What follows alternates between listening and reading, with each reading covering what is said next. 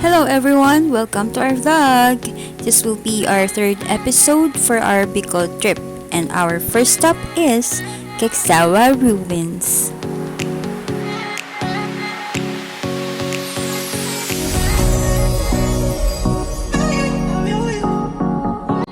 We would like to thank you for watching our first and second episode. At sa mga hindi pa nakakapanood, ilalagay ko yung link sa description box. For this episode, ipapakita namin sa inyo kung saan pa kami nagpunta na pwede nyo ring puntahan when you visit Bicol. On our second day, we visit Keksawa Ruins. And these are the entrance and parking fee.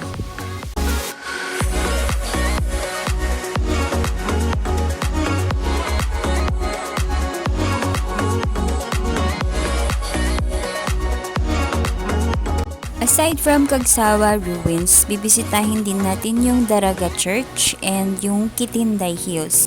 At syempre, since nasa Bicol na tayo, itatry din natin yung kanilang famous sili ice cream.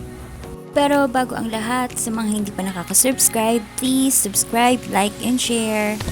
And click the notification bell para updated ka sa aming mga videos. And sa mga bago naming subscriber, maraming salamat po. Keep on watching at samahan niyo kaming magdakbay dito sa Bicol.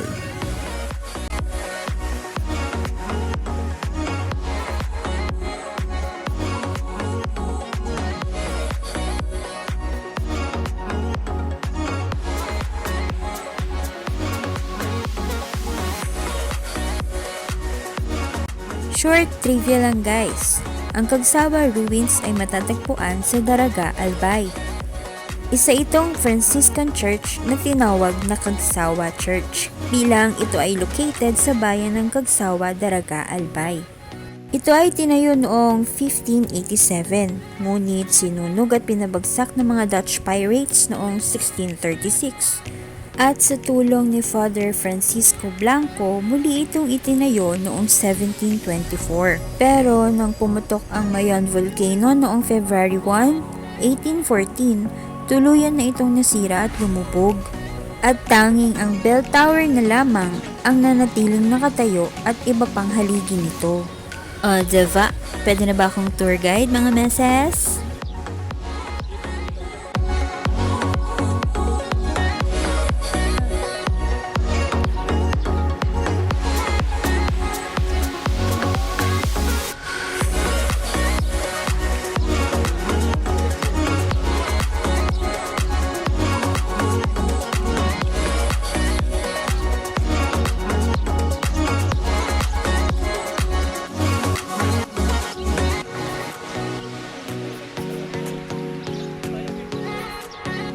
Helicopter.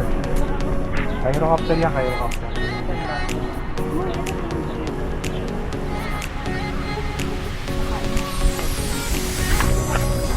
Halika, bibili ko kayo ng ice cream pa. Vlog mo. Kasama ka ba doon? Doon, sa bilihan? Hintay mo na kaming dyan. Ayun o. Tara. Hintay ang ice cream, vlog mo yan. Kaya play mo. Ito po, may cellphone po Oo, ako oo. dito. Nakakabit yung cellphone ko po. Hindi. Gagawin ko na po. Oh, talig. Tara, punta tayo doon. Bibili tayo ng ice cream. Ng sila ice cream. Kaya ni Ice Yasin? cream simple. Siyempre. Kaya mo ba yun? Oo. Oo. Ayaw ko yun.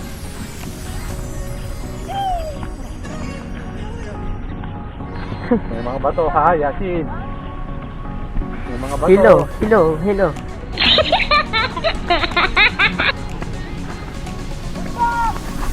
Nasa bundok pa ako. Magkakaiba timpla nun. Ano, level 1 lang bibili natin. Oh. Sa level 1, sa level 2, sa level 3. Ano, section plan pala. Ito ang mahal pa dito. Hindi natin.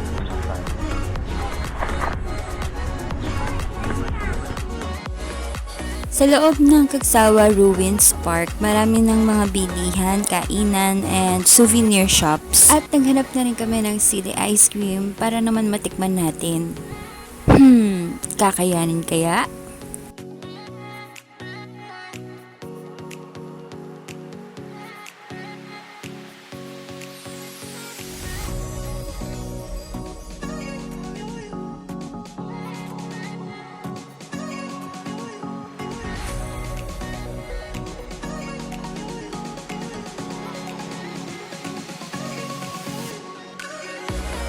Maling.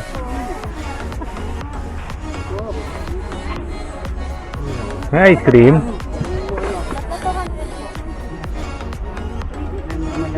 Ice cream? Magkano? 50? Ano, may mga level ba yan? Ayan ba yun? Ha? Hanggang level 5? Patingin nga. Anong flavor? Ano po tawag dito, ma'am? Level 3 po, chocolate. Yun, ano? Isang level 3? Daw. Isang level 2? Yung level 1. Okay. Then, Ito po. ano to? Level? 2, 3. Level 2 to. Tapos, level 3, chocolate. Yun, isa nun. Tabi dyan, tabi dyan.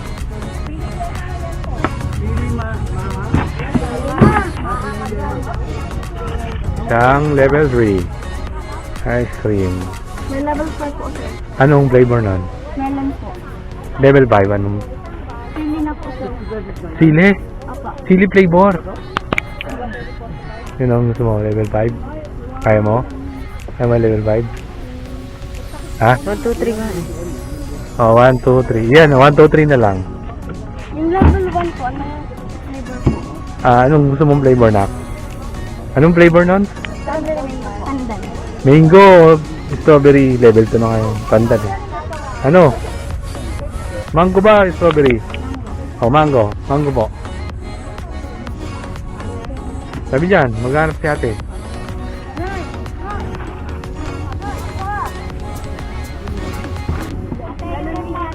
Ito po yung level 1. Level 2. Level 4. Ano ba po? So, spoon in for spoon. Kunin nyo na. Sabi ko sa'yo eh. Ayun na po. Mangga. Review na po. Anong level na, nak? 1. Ano yan? Ice cream? Ice cream. Tikman po natin. Tikman po. Mangga. Shot. Level 1. Okay ba talaga?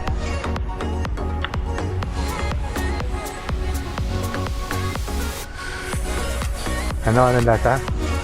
Kaya? Kaya. Level 2. Anong flavor ng level 2? Pandan. Buo pandan. Eh, level 2, tikman mo, level 2. Patikim daw si Yasin. Level 2.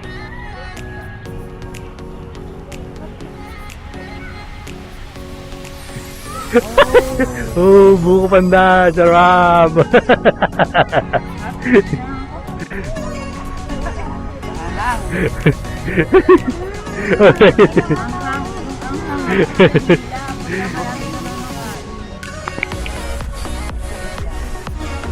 Tikman mo na level 3 mo. Level 3, chocolate. Yes, level 3, chocolate. Ayaw mo na? Ayan na. Level 2.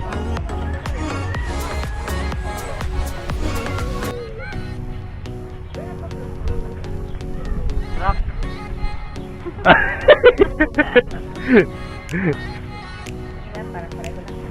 Anong parehas lang? Level 1, level 2? Yung level 3, testing nyo. Level 3. Uy, turan nyo naman ako. Yung level 3. Eh, hindi, ano nyo muna.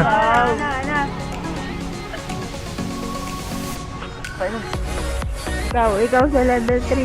Level 3, chocolate. Ice cream. Tingnan natin to. Yung tubig nandun sa sakyan. Okay. Punta na uwi, pabalik tayo doon.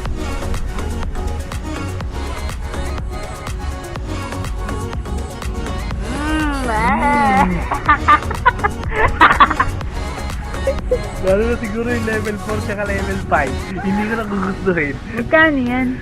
50, isa. 50 isa. Masarap siya. Yung level 4 melon. Dito na lang ako sa level 1. Tapos sa level 5, chili flavor na. Yun lang lasa nun. Wala na yung lasang ice cream. Level 3.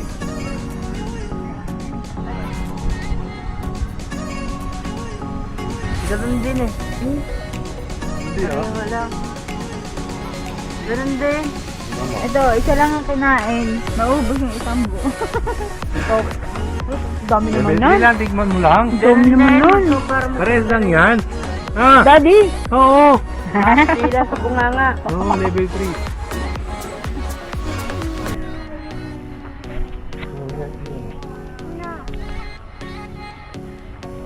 Hmm! Sarap. Ewan na. Isa na lang ako. Oh, ano ba? Ah, go. Oo, si Mami pa.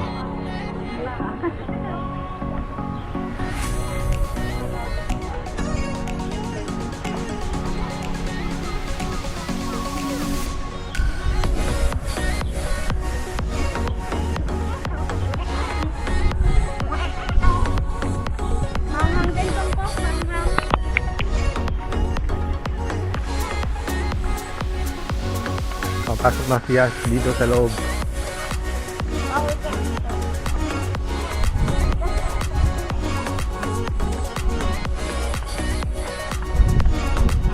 Meron dito.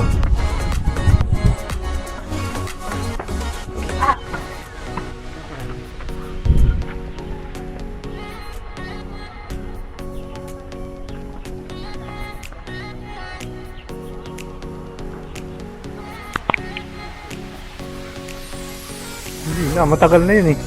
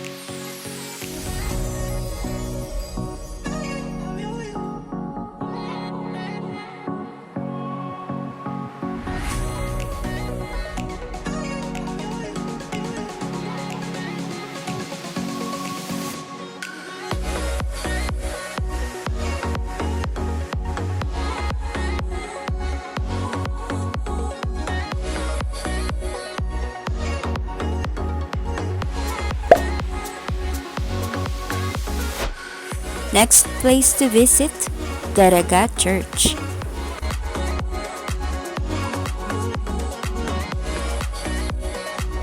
Kapag pupunta kayo sa bayan, one of the must visit ay yung kanilang church kasi karamihan sa mga churches dito sa Pilipinas ay historical na.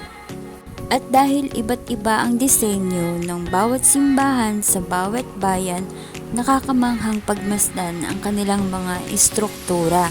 Tingnan nyo guys, mula dito sa simbahan ay tanaw na ang napakaganda at napakalaking Mount Mayon. Ito ang Nuestra Señora de la Porteria Parish Church, or commonly known as Daraga Church.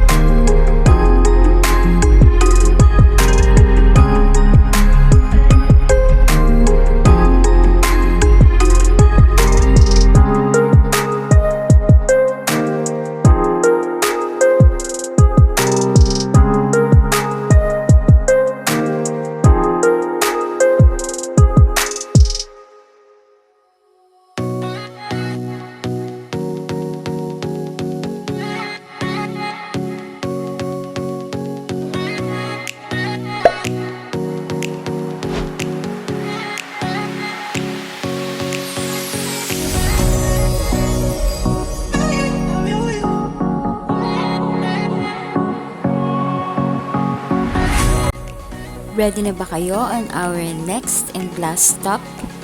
Bago tayo dumiretso sa ating pupuntahan, gusto ko munang i-share sa inyo kung ano yung madadaanan nyo papunta sa Kitinday Hills. Napakaganda at nakaka-relax ang vibes dito guys.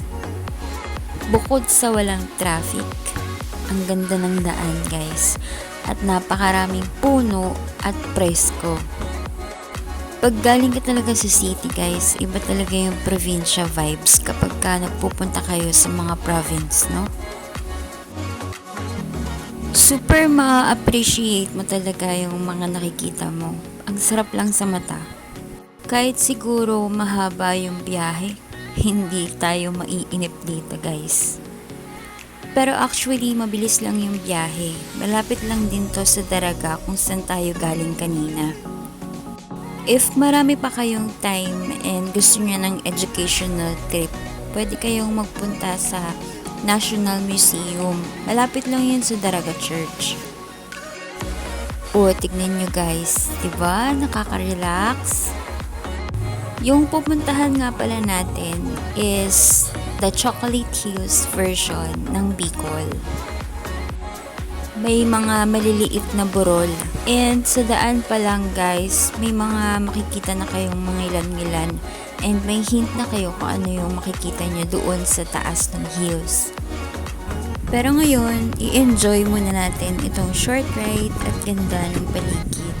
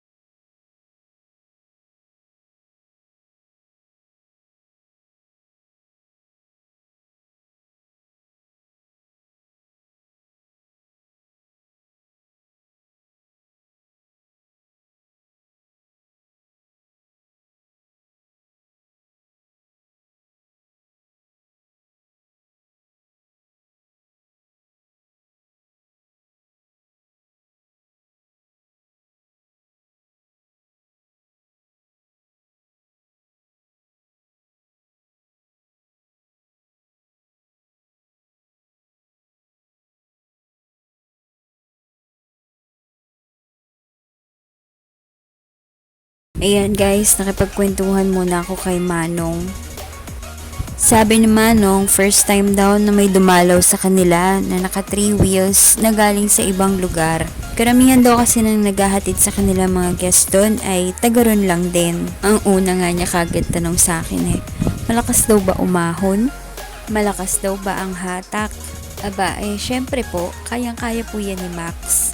Karamihan kasi sa lugar dito sa Bicol ay paahon. Lalo na yung una nating pinuntahan na Kitinan Ranch. Sobrang tarik nun guys. Anak ma'am. Ng bata. Dalawa.